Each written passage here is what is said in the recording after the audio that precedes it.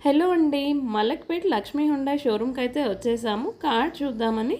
ముందే కొద్దిగా ప్లానింగ్ అయితే ఉంటుంది కదా! ఏ కార్ తీసుకోవాలి అని. మేమైతే ఐ10 కానీ, ఐ20 కానీ అనుకున్నాము. 2 చూసాము.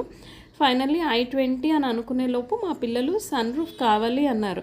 సో, దానికి సన్ రూఫ్ ఉండదు కాబట్టి, సరే ఇంకా వేరే చూద్దాము అనేసి చూస్తున్నాను.